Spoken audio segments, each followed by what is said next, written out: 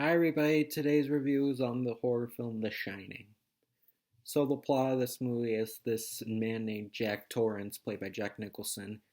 Yeah, a guy named Jack is playing a character named Jack. Don't you just love it when that happens? Anyway, he's an aspiring novelist and he's writing a novel and he's really suffering from writer's block. So he decides to go to this hotel with his wife Wendy and his son Danny, so they become the new caretakers of this new hotel. So Jack thinks that this could be a time for him to relax and cure his writer's block, but it doesn't go over quite so well because, of course, his wife really needs him to look after this hotel, and they're very busy. So Jack slowly starts descending into madness, and they all start finding out that this hotel has some pretty scary, dark secrets. So Jack becomes mentally unstable and he becomes a psycho, and both Wendy and Danny try to escape his clutches, and they both try to find a way to survive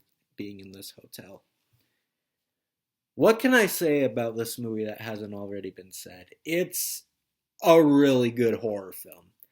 And I think what makes this movie really good, that stands out from a lot of the best horror films, is that it's it's pretty slow paced, but I mean that in a good way. I think this movie is slow paced in the best way possible. Like, this isn't one of those horror films where like it's very flashy, there's a lot of jump scares, and there's a death like every 7 minutes. No, this movie doesn't really start well. Okay, it's not really like Last Night in Soho, where it doesn't become a horror film until like the third act. No, this movie starts off more creepy than it does scary, but then it becomes actually scary throughout. And I think that kind of style really works with this kind of story, because the whole plot is that he's a guy who's really upset. He's really angry because of all the stress he's been having, and he takes out his anger. He becomes psychotic and he becomes homicidal. And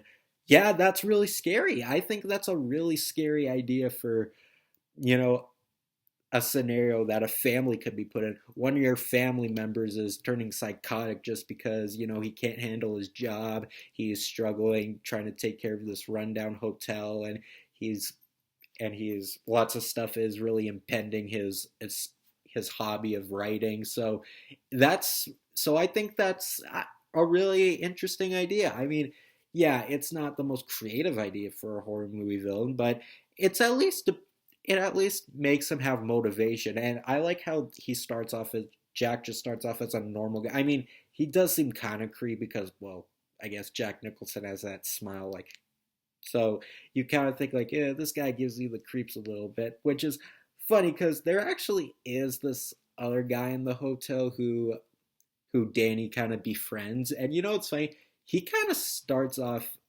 a little creepy. Like, there's I don't I don't remember what the hotel guy's name was, but he starts up being nice, showing everyone the hotel, and you're like, he seems a little too friendly. I think he's has holding something scary, but he's not really a bad guy. It's more Jack who's the villain. Like, it's about his arc of becoming an everyday dad who's really got a lot of pressure on him to it really impacting his psychic. So it's one of those kind of, you could call it a villain origin, where it's like he's just a normal guy and then he becomes a homicidal psycho, and you do get a lot of really absolutely insane scenes, and Jack Nicholson's performance is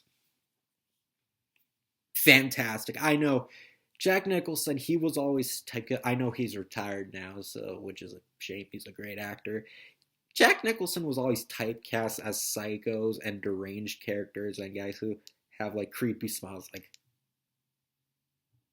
But I think he really is amazing in this role. I think this movie probably was what inspired him to become the Joker. I mean, I can't confirm that. That's probably true. But if this was the thing that inspired him to play the Joker, I think it's a good enough reason, because he's very much just a wisecracking, angry, homicidal man. I mean, come on, we all know the famous "Here's Johnny" scene. Like, he's very expressive and wild. And even Shelley Duvall is really good. I mean, it's funny. A lot of people say Shelley Duvall's annoying because all she does is scream and freak out.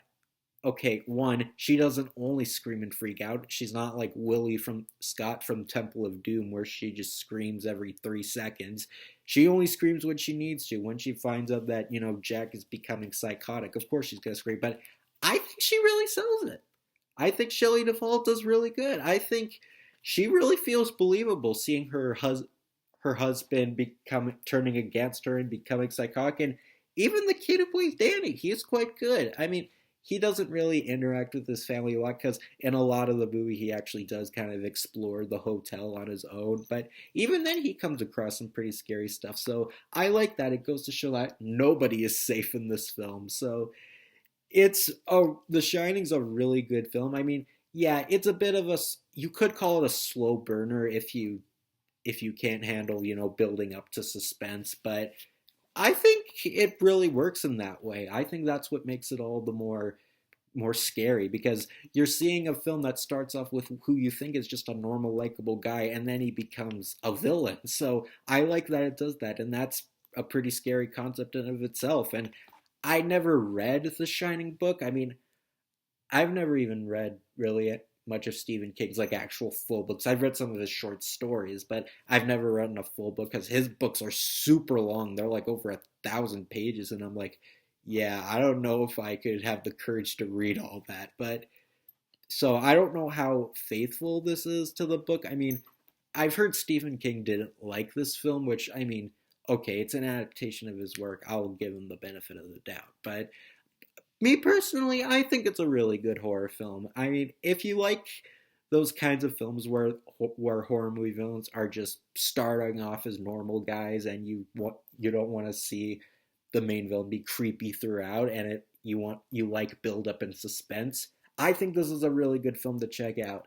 It it's at a good length. It is 2 hours and 20 minutes, but it makes it all worth it for everything. And it has really good build up and a lot of good suspense and tension and a lot of chills and some really good acting. And yeah, it's an old film. You could call it a pretty old fashioned horror movie, but as old fashioned horror movies go, it's a really good film, and it's both scary, suspenseful, and just a really fun time with some really good characters and a really unique, really interesting story about how a family isn't just visiting a haunted hotel. They're just visiting a regular hotel and they become the bad, and then someone else becomes a bad guy. So it's a pretty interesting story. So The Shining is a really good film. I don't know what more I could say that hasn't been said about this film. So yeah, if you want to watch a movie this Halloween on Halloween Day and you haven't seen this film, I'd say it's a good one to check out. I'd say really go for it. So yeah, The Shining, it's a really good horror film and definitely one of the best Stephen King adaptations. It's probably up there with the first It. So see you later, everybody.